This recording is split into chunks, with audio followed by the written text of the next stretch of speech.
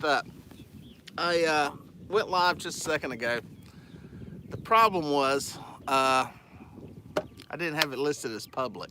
So ironically, I caught a 12-pound fish right when that happened. So it happens. I'll give everybody a minute to jump in here who is ever joining the fray. It's early, guys. I know for most of y'all, you're not used to seeing a live stream from me this early in the morning. So welcome if you're up having some morning coffee, which is what we're doing here with the Dieter Melhorn mug. There we go. Some people joining in there. I see some people over there in the starting to chime in. I'll give y'all a minute to get in here and we'll get you up to date on what the heck's going on. Good little crowd coming in there. Yeah. What's that? Green, Mountain Outdoors, FF Outdoors, Cruising Cats, Banking Cats, J Dubs, Michelle Green, Brad Mowry. Good little crowd of people. Thanks for joining in. I guess some people are up, getting ready for work, or maybe some people are going fishing this morning. Hopefully you are. Obviously, that's what I'm doing, sitting out on the boat. So, just going to be listening on my morning drive. As long as you're not watching, if there's a big fish, you'll notice a tone change in my voice. Everybody says when they watch a live stream, or if they're watching a video, they can tell my voice is different when I start catching fish. So then you can pull over and watch the fray. So, yes, I am out on Wylie. Good little crowd. I'm out on Wylie. Went to the lower end of the lake south of Buster Boy and I'm anchored up. So I started a live stream just a second ago, and as soon as I did, I caught a 12-pound fish. I haven't been here 10 minutes, and the problem was the live stream was listed as private instead of public, so I didn't get it. So anyway, we'll see what happens here. That's a plane going over. I'm near the Charlotte Douglas International Airport, so yeah, I got that going on. I'm using, I got 6 rods in the water. They're just fan cast out around the boat with sand rigs on them. And fishing some skipjack, believe it or not. That's right. Morning, everybody. I normally don't fish skipjack, but I had somebody from a guide trip a few days ago that left some. They brought it in. I think they had been fishing in Tennessee, and they brought some, had some left, so I've got one on the boat with me today, and I'm using it, and I got 2 big pieces out. I got a skipjack head and a big body chunk on the white Catch the Fever rods, and then the other rods, the Catfish Pro and the Rip and Lips rods, all have smaller pieces of skipjack on it. So that's kind of the plan. Doing something different. They'll pretty much eat this bait anywhere in the country. So yeah, that's what's going on. Let's see if there's any stuff here in the chat. Oh yeah, good little group of people. Good little group. Some people are probably driving to work. I know a lot of the country is kind of going back to work. You think back a year ago, and we were in the middle of COVID crazy, and everybody was at home and nothing was happening, and now we're starting to adjust back to normal a little bit. So yeah, if you're going to work, be glad you got a job, be glad you're working, and be glad you're healthy and here to partake in this. I think the purpose of coming out here on this trip today was to kind of get a good assessment on what's going on with the spawn. Guide trips, I think I ran 4 or 5 trips in the past few days. And the one, so when did we go last? It's all running together in my head. Yesterday and the day before, I started to see a change in the fish we were catching. Coming up to that, we're catching fish, but like that would have been Thursday, Friday, the fish started to get really, really dark in color, the blue cats, really dark. And usually that's a sign it's getting close to spawning. And our overnight temperatures now are holding into the 70s. We had kind of teetered around in the 68-degree range, and we're around 73 now this morning. So, fishing with Robbie. What's up, Mr. Dieter? Headed to school? About to head to school. Good. Go get an education. It's good for you. You'll need it no matter what you do, even if you're a fishing guide. It makes you a smarter fishing guide. So make sure you get a good education out there. Pay attention to school. Don't be putting the earbuds in while you're in class and listening to the live stream.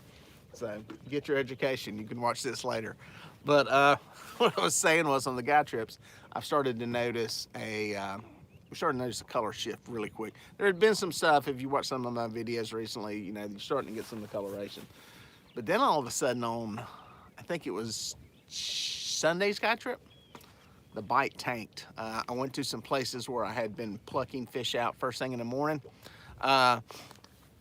fairly consistently, and we didn't catch a fish. And tried some stuff in some other shallow areas.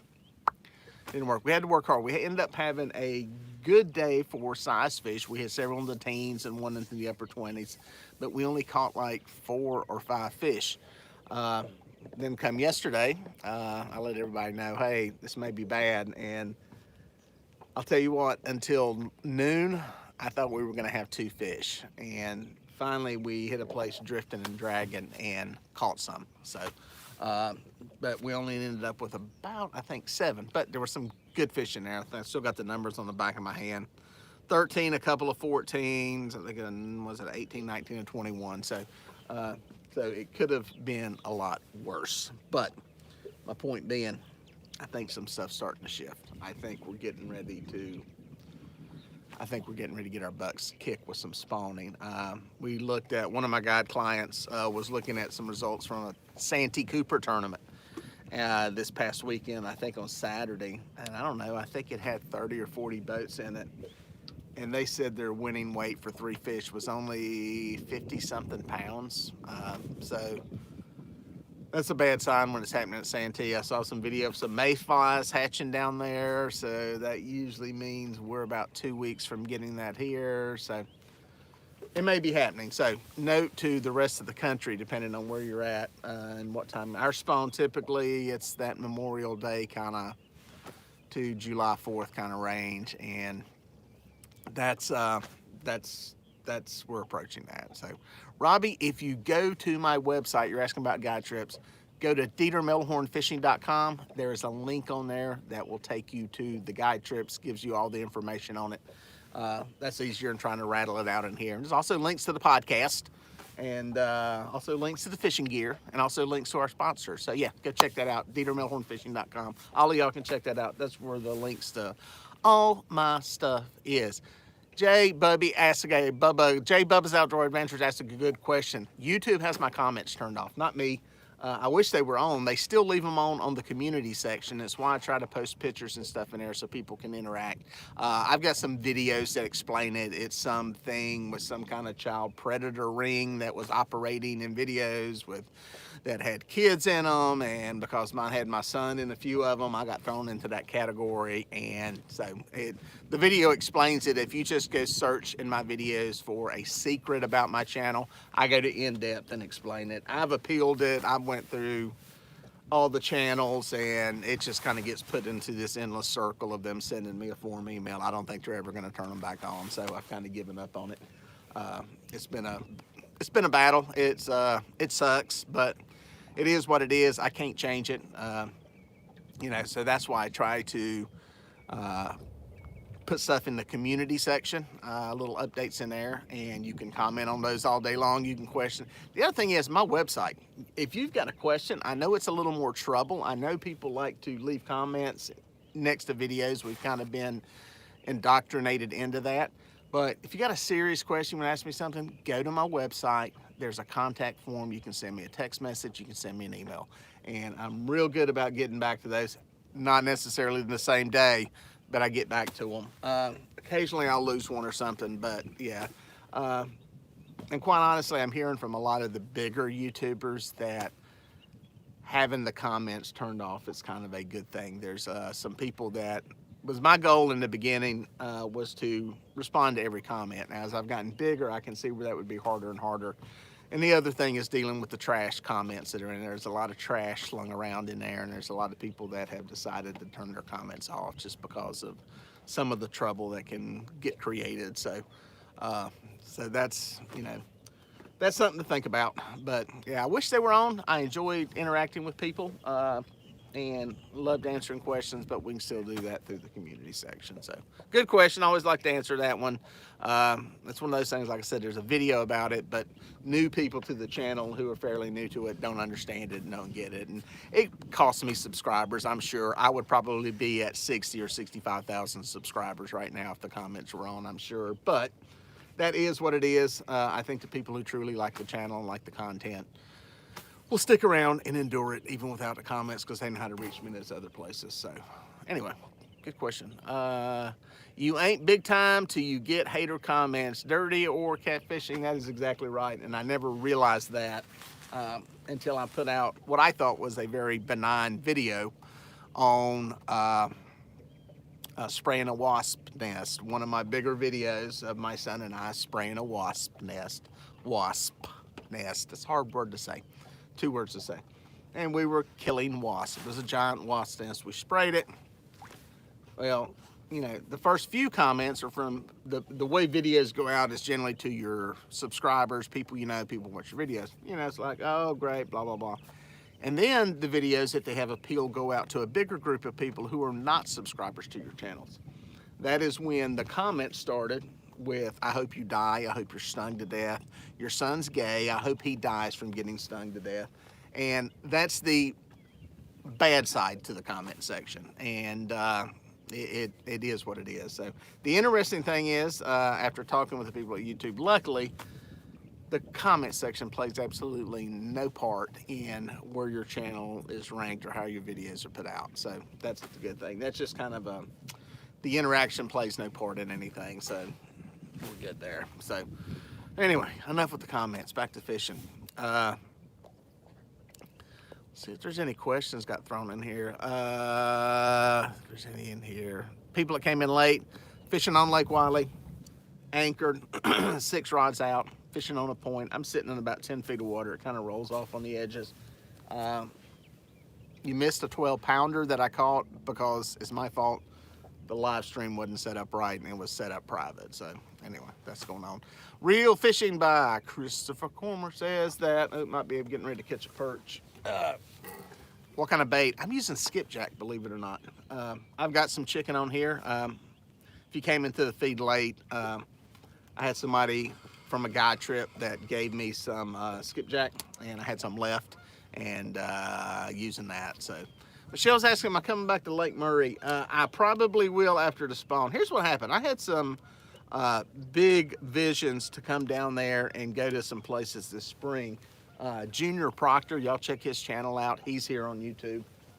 He fishes down there a lot. He catches some pigs down there. And I was gonna try to get up with him and do some fishing, but now it's just been so busy. I've been blessed with the guide trip work and real work and trying to keep up with YouTube, so I hadn't been able to get down there. So probably what I'm gonna do is put all that stuff off until after the spawn instead of trying to go down there right now and find fish.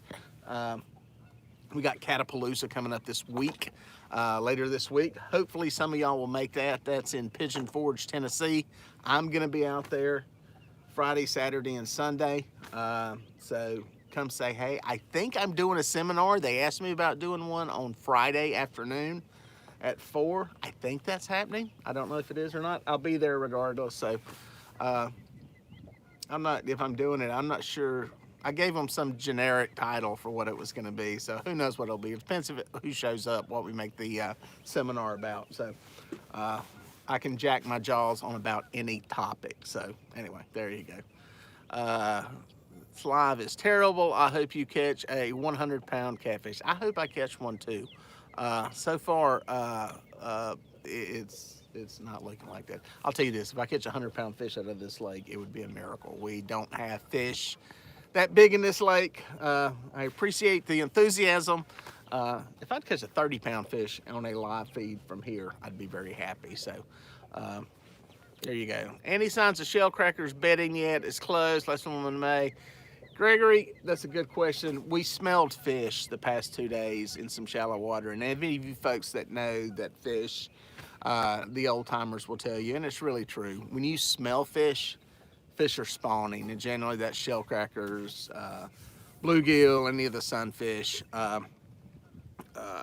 warmouth, that kind of thing. And fish have been working their way up on the banks. I hadn't fished for any bluegill or anything in the past few days, but yeah, we could smell fish in some of the shallow areas yesterday, so that means they're generally spawning. So yeah, I think they're up there. That was the combination for catching catfish.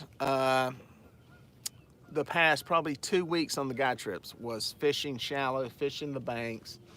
You know, my theory is we were picking off fish that were moving up shallow to feed on bluegill and crappie that were moving up shallow to spawn.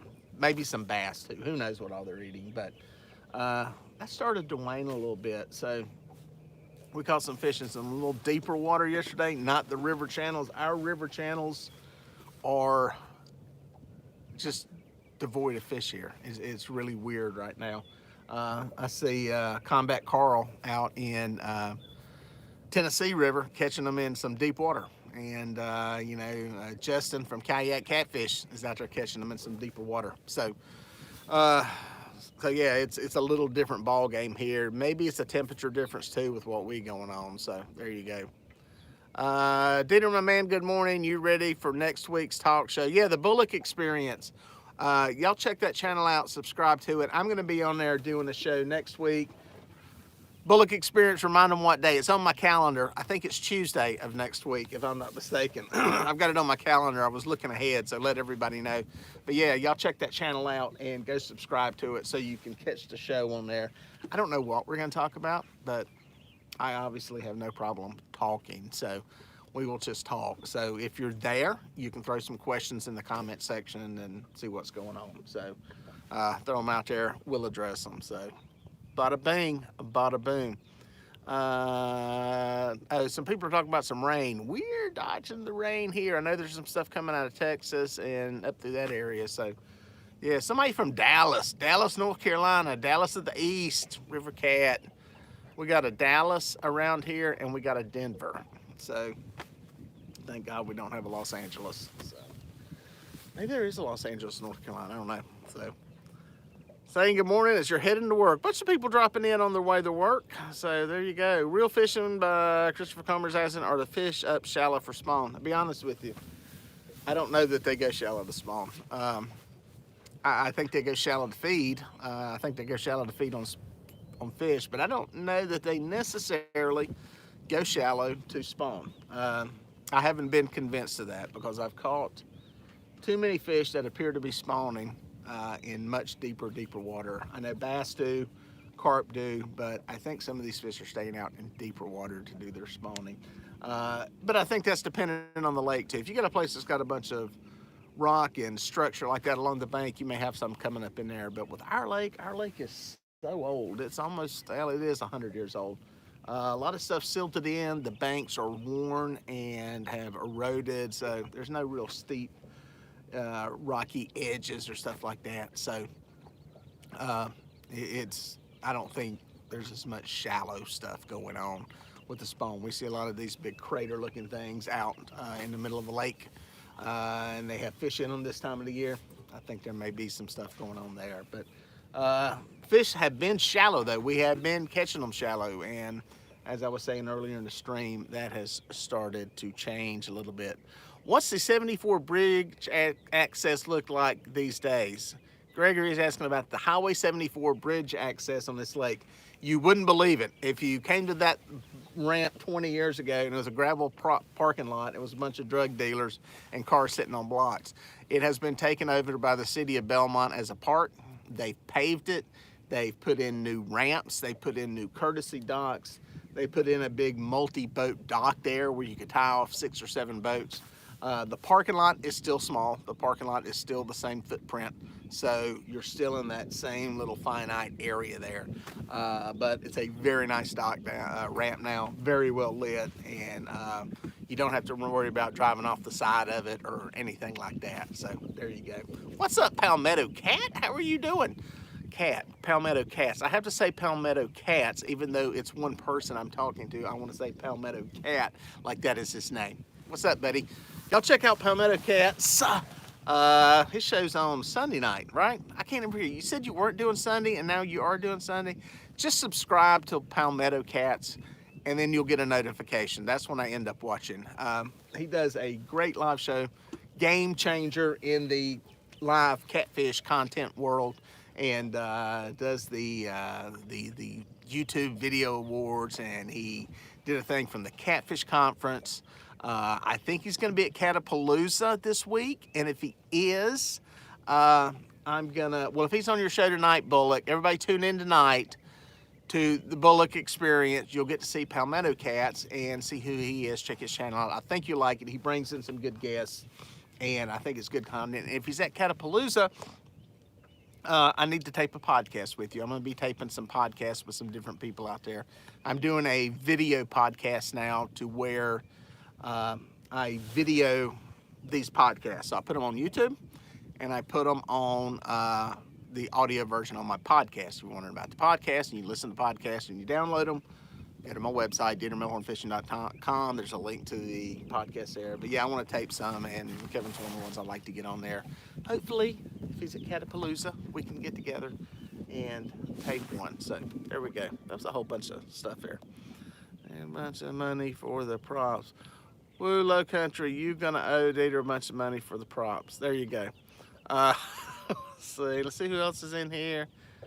Palmetto Cats, okay, cool. You will be at Catapalooza. I thought I heard you say you and that young lady were coming, so there you go. You and Luke Cats and Carp should meet up. J-Dubs, if you're talking about me, yeah, I'd love to get up with Luke.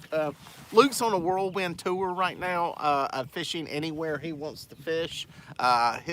Both his channels have blown up, so he has the financial freedom to go fish wherever he wants to. He has an epic, great story. They did a great interview with him at the Catfish conference. And yeah, he's on top of the world right now. I think any of us that have YouTube channels and stuff can look at what he's done as kind of what is possible. Whether or not we'll be able to ever replicate that is another question. But just what he's done is pretty amazing with where he's went and where he's taken it to. He's been at it for a long time, a lot longer than I have. So, and it's not come easy without any work and any sacrifice. One thing you'll learn about anybody that does anything on YouTube, you may look at it and go, oh wow, all they do is blah, blah, blah. That's easy.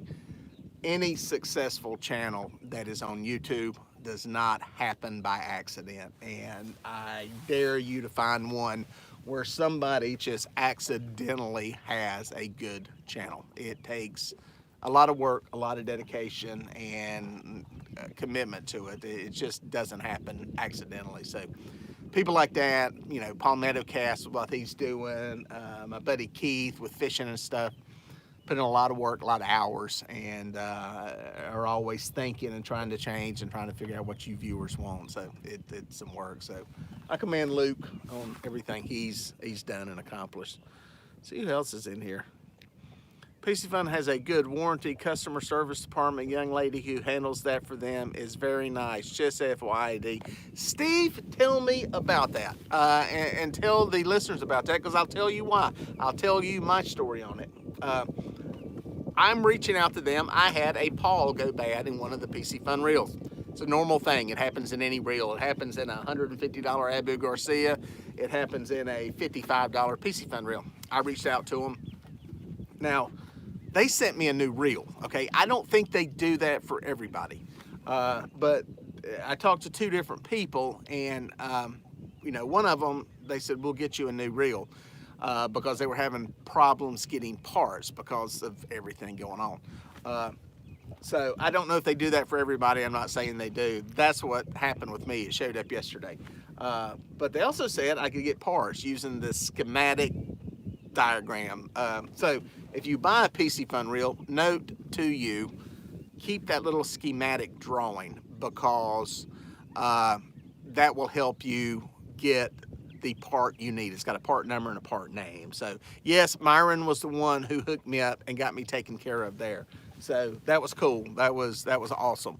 I wanted to order the part. I contacted somebody else at their like customer service thing, and once I got the new reel, I was able to get the part number, because I, like a lot of people, I just throw those parts diagrams out the window, because figuring I'm not going to order any parts or anything. But I reached out to her yesterday, and I'm going to find out what the deal is on ordering those parts, because those are things that I like to have around. I just bought a pack of pawls for some Abu Garcia reels that I got, and I always keep 8 or 10 of them around. There's a place in Shelby, North Carolina, the Bass Shack, that I can walk into and buy those things.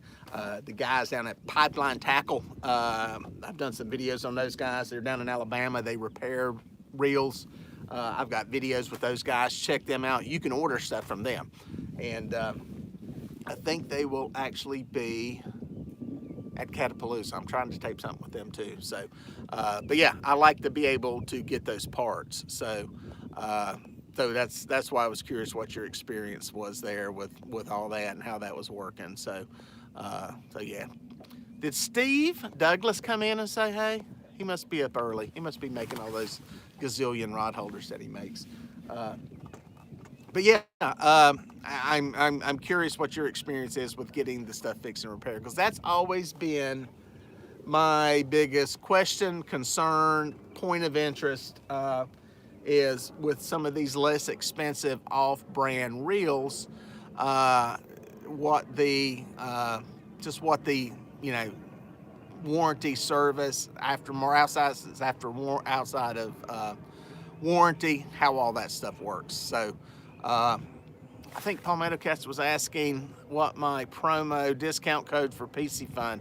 Palmetto, I think it's Catfish, CATFISH. Pretty sure that's my promo code for about everything that I do. So if not, it may be a direct link off my website, DieterMelhornFishing.com. There's a link right there on the name page to the PC Fun products. They make cool stuff that's affordable, and they got a couple of round reels in the catfish size that you need. So I got some videos on them. Y'all can check that out. So just sent my Cast King in for a replacement. They responded quickly, and I am waiting for a replacement.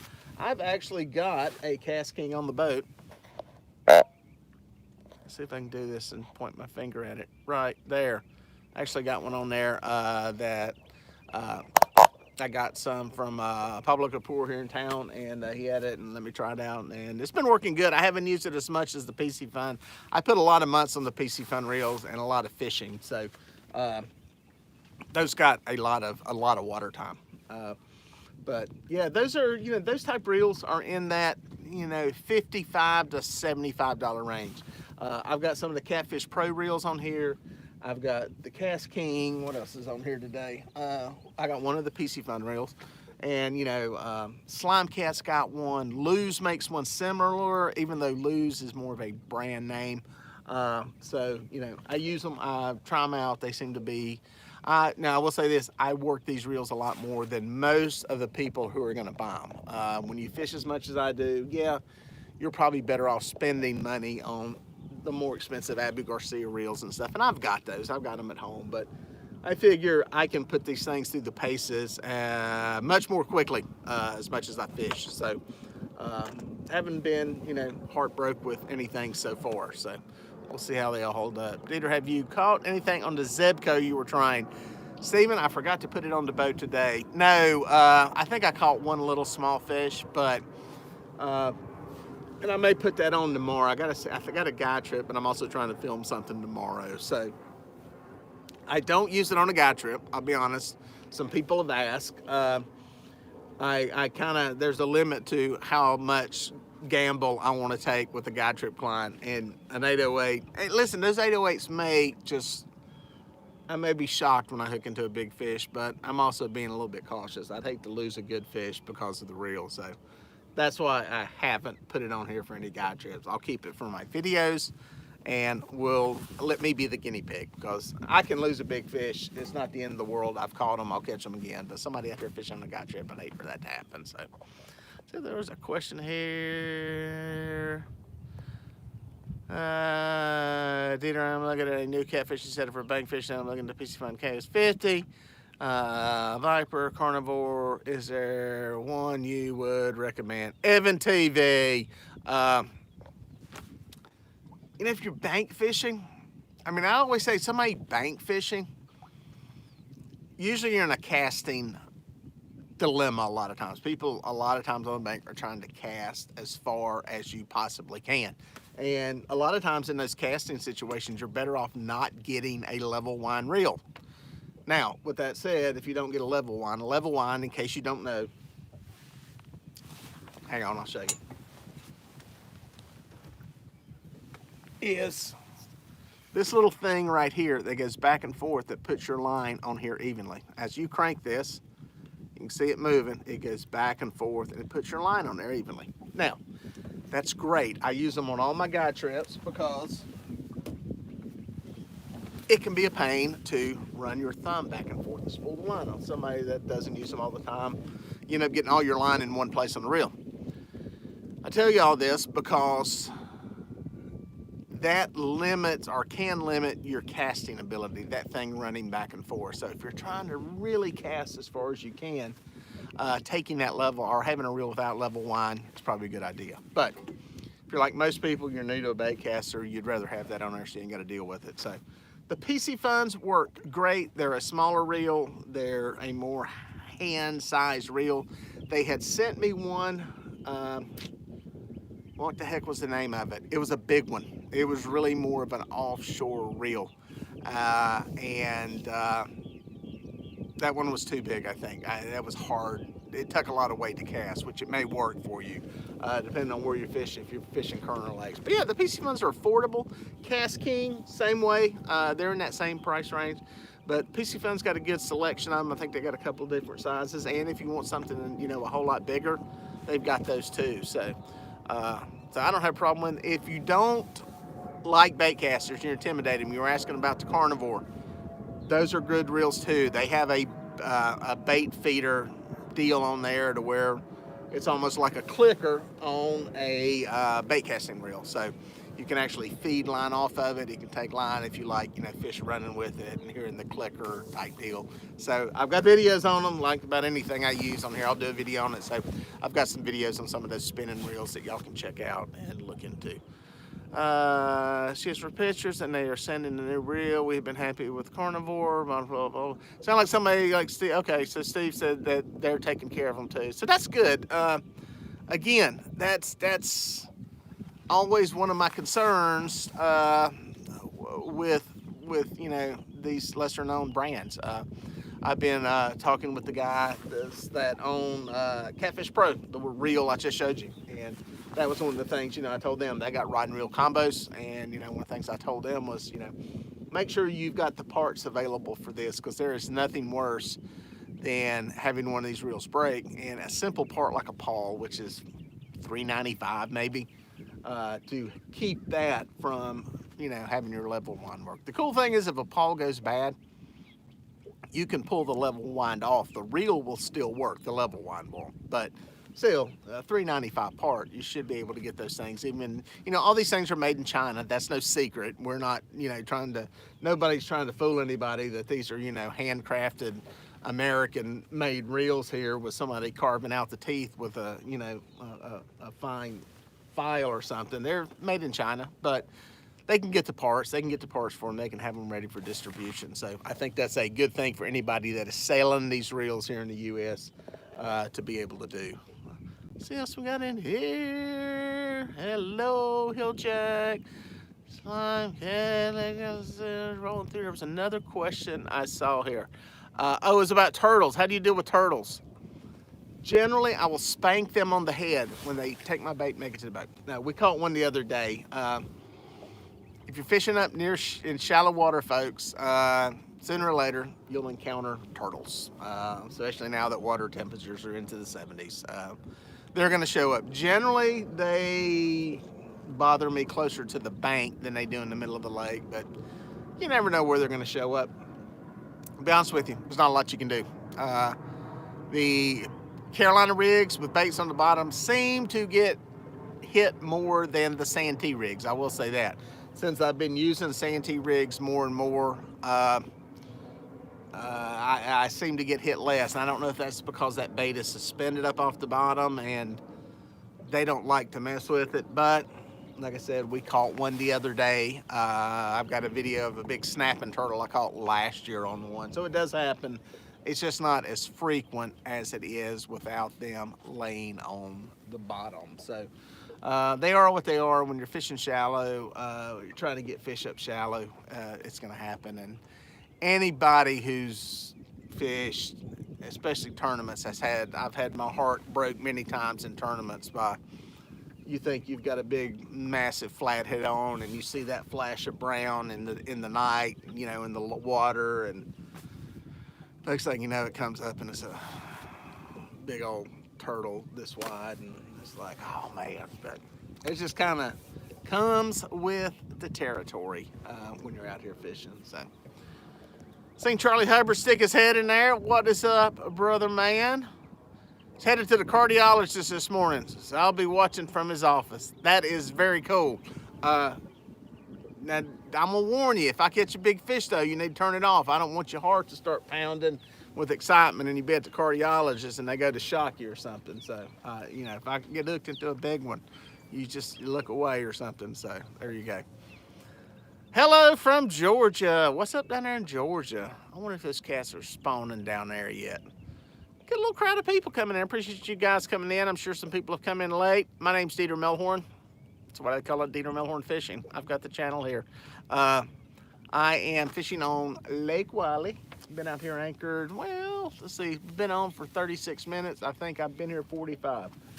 Caught one fish, a 12-pounder, right when I got the baits in the water. And the stream wasn't public, it was still private, so I messed it up. The one thing that kind of concerns me about where I'm sitting, there's a pile of bait in here. And I'll show you what I'm talking about here. It is loaded with bait, and that can be a problem. I'd rather have a lot of fish arches, big arches, and not a lot of bait. Let's see which one I got here. Can't click that one. It's that one. There we go. There you go. As you can see, a lot of small stuff. This is probably thread fin. Hang on, let me turn the power up on this so it doesn't flicker. That'll eliminate the flicker. There we go. And looking out through the water column, you can see there's a lot of bait in there. So, and there's a lot of stuff in here. That can, in my opinion, be a bad thing because you're competing with all that bait. We did get one. The bait is not as much up on this point as it is off of it. So it's not exactly, in my opinion, the best scenario. I'd rather have good arches away from a lot of bait than I would to have them around a lot of bait, because you're competing with a whole lot of fish in there. So we'll see. I'm gonna give it a little while. I'll sit here and talk to you guys for a while, see how this stream goes. Anybody that's new to the channel and stop by, thank you for checking it out. I do these live streams occasionally. Probably be doing more. Summer comes in. You know, try to put out a couple of videos a week on the channel. And anything else, go to DieterMelhornFishing.com. There's links to all my stuff on there, the podcast and all that. So if you're new, welcome. I appreciate you stopping by. This is all part of the freak show. Like I said, I'll probably be doing more and more. I've been limited a little bit because of the guide trips. I have been doing so many guide trips this year. It is what has put a little bit of a dent in how many videos I put out. And it's kind of limited how many live feeds I can do. But hey, listen, I'm not going to complain. Any of y'all that follow the channel know a year ago, there was nothing going on in my world. So I'm happy to have what I got. Bumblebee Junction says, what model size is your skiff? Mine's a 198 DLV Carolina skiff, 19 feet long, nice and wide. It's about 8 feet wide. I don't think they make this exact model anymore. I think they've got something that is a similar but a little bit different and a lot more expensive. So it's a good boat, good utility boat. Not the best in rough water. That's one of the downsides. There's a trade-off for everything you do in this world, and you know, everything in a boat, and that's the downside to this boat. The one thing about it is it's safe. Very high sides on it, a very high transom on it. Taking a wave into this boat, it's going to be pretty bad. Not that it can't happen, but this boat is designed for handling moderately rough water, much better than like a John boat or something like that with low sides on it. So that was the reason I got it. My son was very young when I got it, and I like having the high sides on it. The trade-off is if you fall into water, it's harder to get back in the boat, so you need a swim ladder or a rope ladder in the back. But it's just a lot safer, and I like that. So there you go. Michael said 116 people in chat. That's a bunch. That's cool. I appreciate y'all stopping by. I was wondering how many people would be up this early, but if you're like me, a lot of times I'll get up in the morning and I'm sitting there at my desk and drinking a cup of coffee on those rare mornings that I actually stay home anymore. And it's kind of cool to jump on and see what's going on. I was hoping, if nothing else, I was going to catch some perch here, but it's not getting hit. It's not getting hit. One catfish. And I got hit right away. I mean, literally within 10 minutes of being here. I'm hoping it's not spawn is what I'm getting back to. Y'all that missed it earlier, get a sip of coffee, by the way.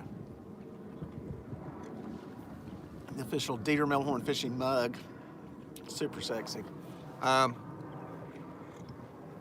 Oh, by the way, speaking of merch, I've got t-shirts in. They're burgundy colored. There's one right there. This is a special one I have my wife make that has my logo dead center of the chest. Why? Because when I'm wearing the chesty cam, the straps lay across the logo. So anyway, the normal one is the way you never see it. If anyone wants a t-shirt, go to my website, DieterMelhornFishing.com. Send me an email. We'll send you an invoice, all that. We'll give me a size and all that. But DieterMelhornFishing.com, go to the content section. Or contact section, hit me up. What size motor? Yes. There. Suzuki. It is a new motor. It is a, I hadn't put the video out. I got a little video on it, a little break-in video. Hooked up with the guys at Huntley Marine here in the Charlotte area. They are a Sea Arc and Excel dealer. So if you're looking for a Sea Arc boat, hit up Zach Taylor. He's the guy down there that I deal with. Zach's also the guy who won the Sea Arc Owners Invitational Tournament down on Wheeler a few weeks ago. But yeah, Zach works down there. He fishes for catfish. He knows catfish. He knows the industry. So yeah, hit him up if you're looking for a boat or for a motor. But that's what I got. It's a 115. I had a 90 on here. The 90 was 12 years old. Probably had 2,000 hours on it. And decided to go ahead and upgrade. Doing the guy trips, got a few more people on the boat now. So having a little more kick and a little more punch in the motor helps. So got me a 115. Funny story on it. When I went to order it, I put a deposit down. And Zach said, hey, with COVID and everything, it's going to be probably 3 or 4 months before you get a motor. This was back in the winter. He said, even now, he says, probably gonna be 3 or 4 months. I'm like, that's cool. My motor's running fine. Nothing wrong with it. I'll have it by summer. That'll be cool. Went by there, dropped the check off on a Friday. And I'm out here on a guy trip like the next Tuesday on a morning. And he sends me a picture. He said, you're not going to believe this. And there's a picture of the motor in the box sitting at Huntley Marine in Pineville. It was there that quick. So thanks to Zach and Huntley Marine, they got the boat over there. They got it hung in no time and rigged up in between guy trips, and I'm out fishing it. Spent a day getting it broke in and all that, so boom. So yes, long answer to your question. That's a new, put my thumb on it, Suzuki right there. It's a 115, 4-stroke obviously. And man, if it lasts as long as the other one, I'll be happy. So yeah, good motors. I love Suzuki motors. See if there's any other questions in here. Do you think Sea Arc catfish line would handle the Tennessee River well? Sea Arc catfish line, or I think you may be asking something, are you talking about the Sea Arc catfish line? Bumblebee, if you're asking about the Sea Arc line of boats, yes, I don't think, the Tennessee River, outside of Wheeler, I don't think you'll have any problems on. Wheeler is susceptible to a conflict of big wind and waves, and current, which creates some big waves. I don't think their boats are not designed for that yet. it would not be my choice there. The rest of it, fine. I think they are great rugged boats for rivers. This lake would be fine. I would not want to fish one on Santee Cooper. This lake, fine. 90% of the lakes, 95% probably, no problem with it. James River, probably not a place I would want to run one. I think there are better options for places like that. My gut tells me that they're going to build a better boat that is a more all-around catfish boat for big water. And that's the place where they've run into problems, is on big water, when you get areas where the wind can build for miles and then you have an opposing current. Wheeler's a bad one. Wheeler most of the time is a great place to fish, but when you get some current moving through that system, and that, I believe it's a northwest wind, or if it's a bad combination. You can get some big waves out there, and some boats are just not designed for that, and it can be dangerous. But for 95% of the lakes and rivers out there, the majority of the Tennessee River, those boats are absolutely fine. The majority of the Tennessee River is not that bad. So I just would not want to be fishing one if I was going to be fishing a place like Wheeler, or like I said, James River, Santee Cooper. I guess it's Kentucky Lake or somewhere up in there. There's a big long chute on one of those that can be bad. The LBL lakes, I believe. I don't fish out there, so I don't know them. But yeah, those kind of places, not a place I would want to run one. So, but I think Sea Org makes some great boats. They make some great big boats. And don't be surprised if they don't come out with something that is a deeper V, higher sides, a higher transom. The transom is what has got them in, from what I've heard from people, the issue there is taking water over the transom and some deals. So, and I think when they come out with a boat, it'll be hard to beat. And so I'd keep an eye on them on what they come out with. They have the great ability to build some great boats there. And if you look at some of the government boats they build for some of these government entities, it's some good stuff. So I think they can do it. I think they will. I think you'll see that coming out of them. So hopefully that answered your question.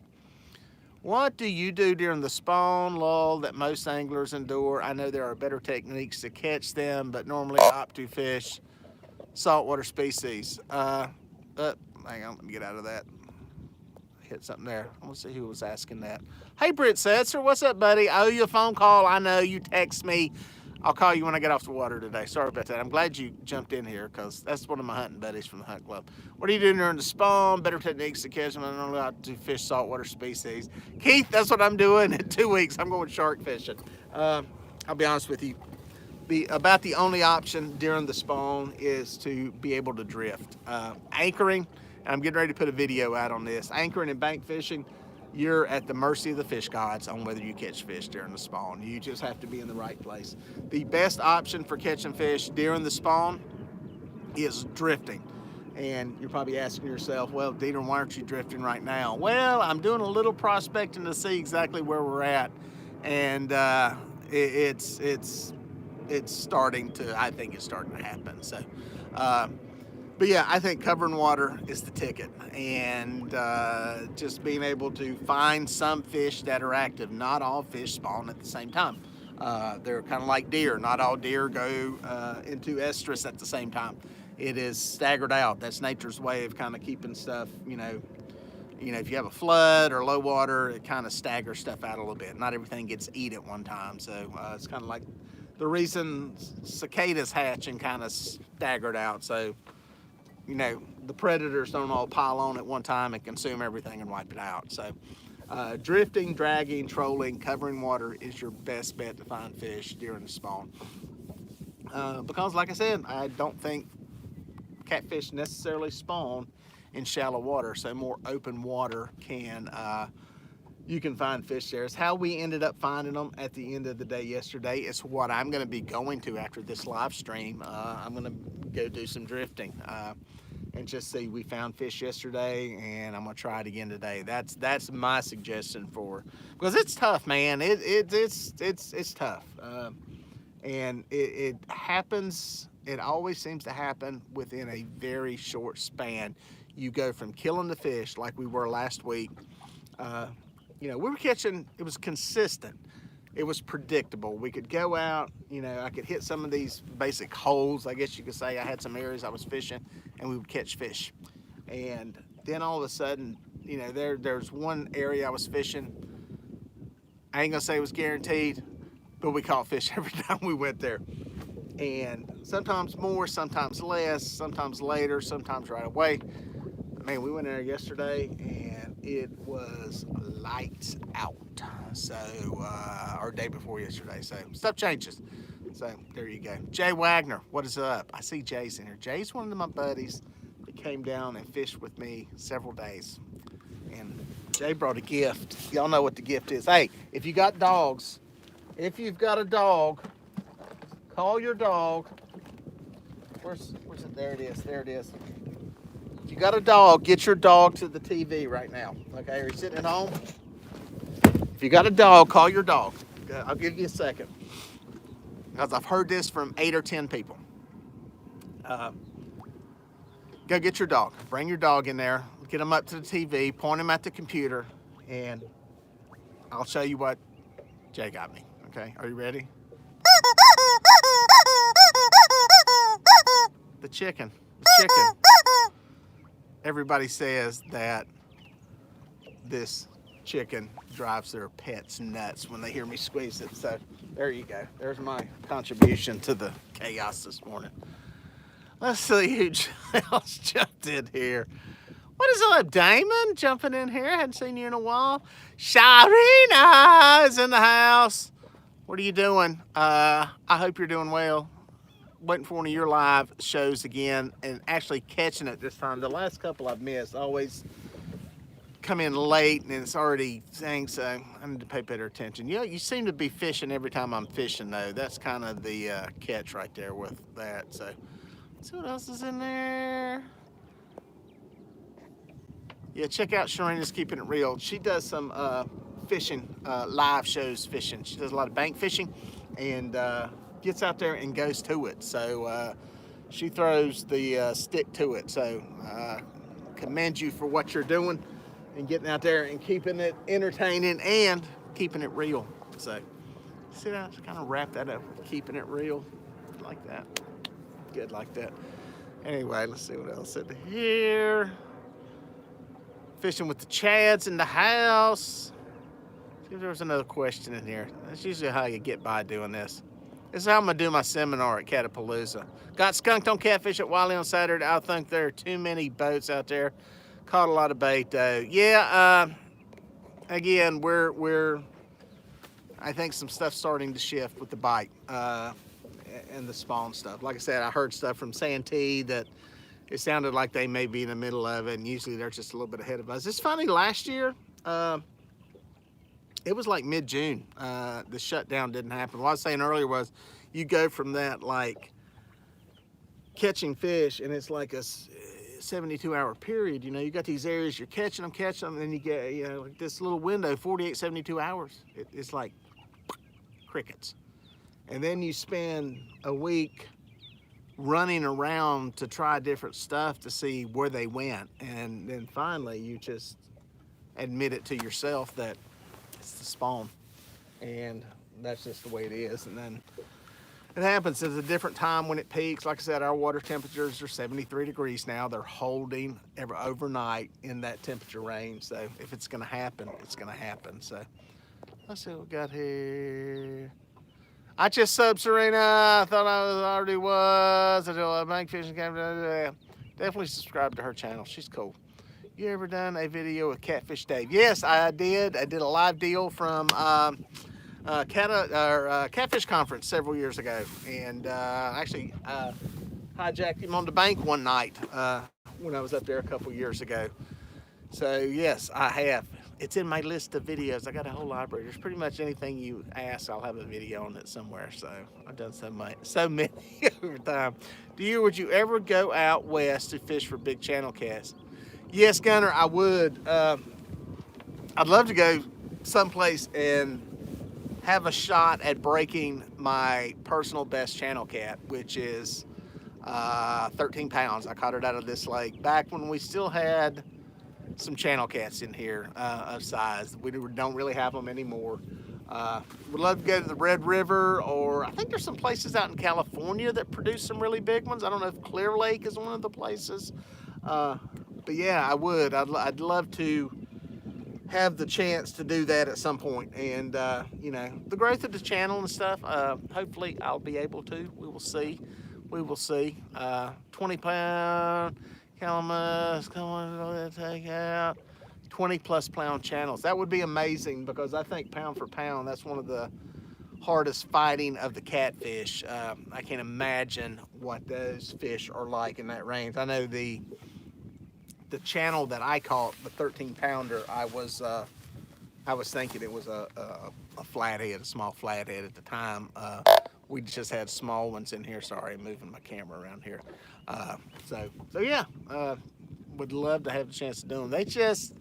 What happened in here is what the biologists predicted, and that was that as blues would take over, or as blues would increase, the channel cats would decrease in size. And a lot of that has to do with competition for food and all that kind of stuff, and that's kind of what's happened. It seems like we've stabilized a little bit, though, to where I think our blue population has shifted here to more of a medium-sized fish versus a lot of small fish like you would have in a newer lake. You know, the guide trips and the fishing trips that I do out here from a YouTube channel, our numbers are not as high as they used to be. Our average catch rates are lower, but the size of the blues has moved up a little bit. So, and I think some of the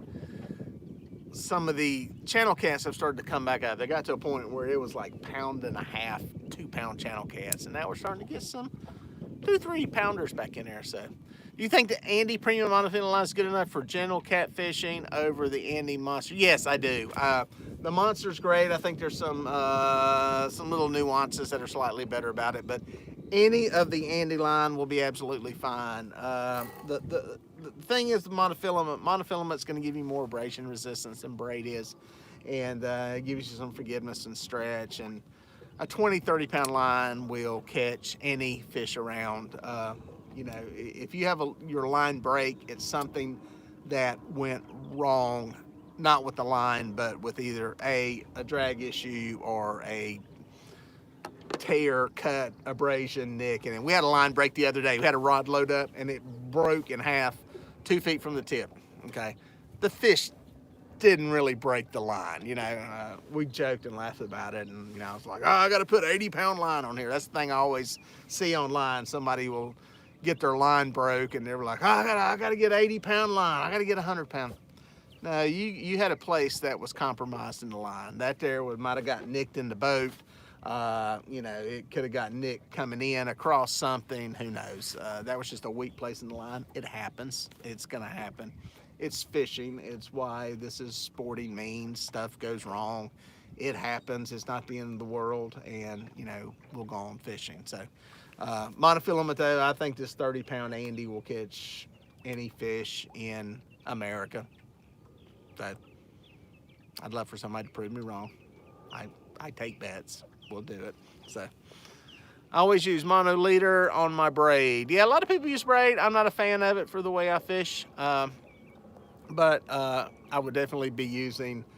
Definitely, if you're going to use braid, use a mono leader or fluorocarbon. Definitely do not use braid as a leader. That would not be a smart move. Dang, I thought that rod was moving. It's got a big bait on it. That's got a big bait. See what else is in here in the feed. Is there anything else in here? The Bullock Experience. It's next Tuesday, right? Isn't that the right date? I'm going to be on the Bullock Experience. If y'all haven't subscribed to that channel, he's in the chat. Doing a show with him next Tuesday. We'll be jacking our jaws about a whole bunch of stuff. Hopefully he asks me some really good questions. And hopefully there's some good questions in the chat too. So that'll be cool. Charles, first time catching you live. Yeah, a lot of people complain that every time I go live, they're doing something else. So I figure first thing in the morning, it will capture a totally different crowd than in the evening. Sadly, I've been sitting here for an hour now. One fish is the only fish that I've had. This is definitely looking like a I gotta drag some baits kind of thing. It's definitely looking like this is that dirty S word is starting to happen. I'm not even gonna say it. We're not even gonna say. We're not even gonna say that dirty S word. Not even gonna say it. I think it is happening. I think it's starting to crank up. So it's not good. Mad Cutter said that I need to do more lives. I do. I admit that. I want to do more. Again, I've been blessed with the number of guide trips that I've had this year and the amount of work I had. Like I said, a year ago it was dead as a doornail. The guide stuff started cranking up really good when people were off work, but stuff in the real world wasn't. So, but yeah, I'm blessed with what's going on. So it's a little bit of a juggling act. I will tell you that with everything happening. It's a lot going on, but it's gotten in the way that I think things are going to slow a little bit here going into summer. So if we can get past the spawn, make it through that, and I think we'll get out here and catch some fish on the live feeds, which is nice. It's nice to catch some fish. So some coffee and some Dieter Melhorn Live. Thank you, Uncle Lou. Trying to keep people entertained here this morning, something to listen to. I wish there was a fish or two, just a couple of them would, just so we could play guess the weight on the fish here. Life would be good. So, Feral TV in the house. I'm honored to have Feral TV, one of my YouTube Lake Wylie partners out here. Y'all check them out, Feral TV. A he and a she out here fishing, having a good time, going around showing us everything they're doing. I like their channel. I think they got real good potential for what they're doing on their stuff. I've got some bluegill in here. I don't have them in this morning. I've got, for anybody that's wondering, skipjack out. Somebody gave me some on a guide trip. Some of y'all that came in late may have not heard that, but yeah, Feral TV. I've got bluegill in here, and that may be worth putting them out and giving it a shot. But it's crickets out here this morning. Crickets on the water. Bluegill aren't even eating the crickets that are breaking the silence out here. Gary's asking about the Zebco. I haven't caught a good fish on it. I think I caught one little fish, and I forgot to put it on the boat for today. I need to sit it in my building where I see it when I go out the door, because I want to catch a good fish on it. It's probably gonna be honest. It's probably gonna be a month or a few weeks before I get any good fishing again. I think we're into the spawning stuff, and I said it. I said the S word. Don't say the S word. So,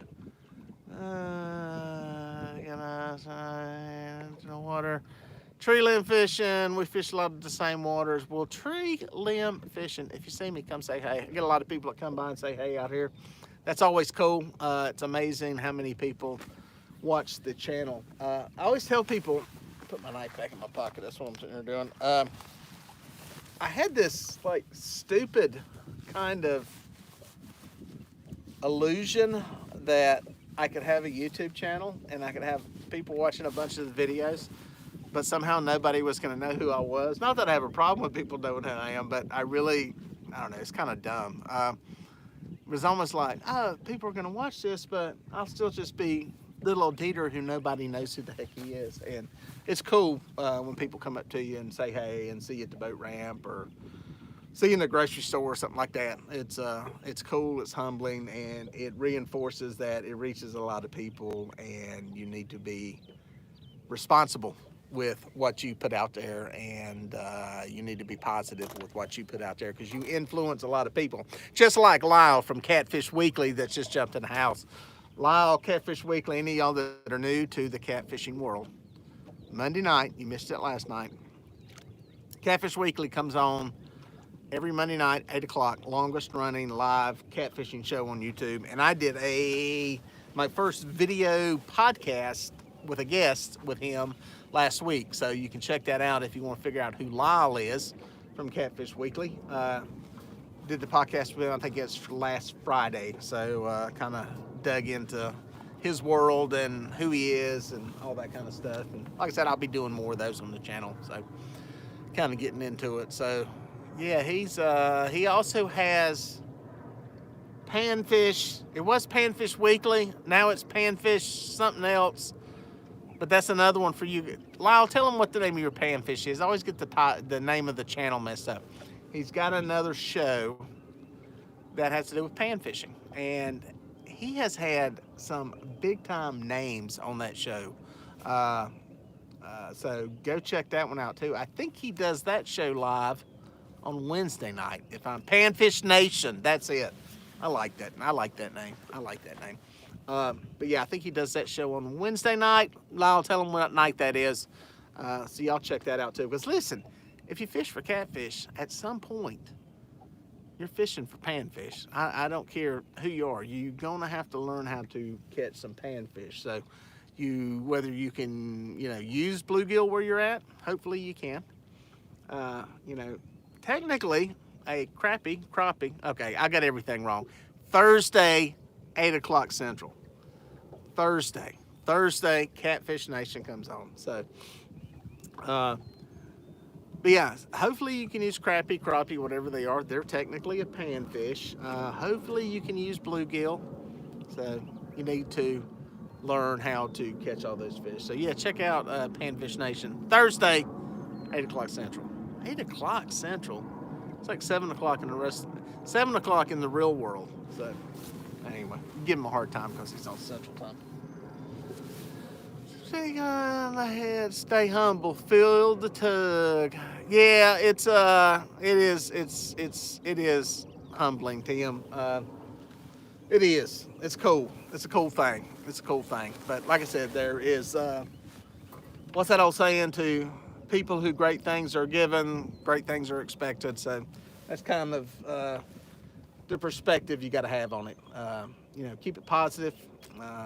From the beginning, I remember when Lyle had me on Catfish Weekly when I started my channel. He was the first one that kind of gave me a shot there on Catfish Weekly. And one of the things, he asked me something about a goal, and I said, one of the main focus of the channel is to have a positive impact on the people you reach. And still to this day, that is what I try to do with the content that we put out. So whether it's helping you catch some catfish, catch some stripers, tie up a fishing rig, tie on a hook, whatever, have a positive impact on people. There's enough people out there that can handle all the negative stuff.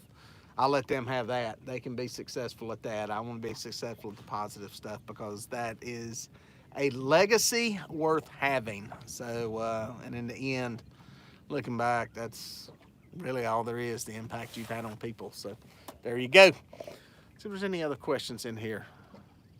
Everyone go like Dieter Live Feed, only 7. Thank you, Tree Limb Fishing. I love when people like my stuff. I just like when you watch it. I like when you comment. It's a great thing about having here, since YouTube has my comments turned off. People can actually comment and throw some stuff out there, and y'all can chat. And people that know the answers that I miss the questions can answer it for them. So it's a good little thing. See if there's anything else in here. No. There we go. Well, what I'm going to do is I'm going to jump off of here. I'm going to reel all this stuff up, and I'm going to make a move and go do some dragging. If you subscribed, make sure your notifications are on. If I get on something that's going really, really good, I may come back on live. So we'll see. We'll see if, even if it's perch fishing, if I get into a place where I'm killing the perch, I may even come back on for that. But yeah, I'm going to make a move. I've been here for over an hour. I've got that one fish. And at this point, this is generally when I go, whether I'm on a guide trip or anchored up fishing on my own, I'm like pulling the plug because something ain't working. And I think it's that dirty S word. And that dirty S word may be happening. So anyway, I'm going to jump off of here for now. Thank you guys for dropping by, checking out the channel. If you subscribed, I appreciate it. And if you would, subscribe if you hadn't already. If not, just follow the channel, pay attention to it. Go check out the website, DieterMelhornFishing.com. There's links to the podcast. If you're not necessarily into the whole YouTube watching stuff, I do the podcast, and I put the audio version of the video podcast that I put up here. So anyway, there we go. I'm going to jump off here for now. We'll catch you guys out on the water.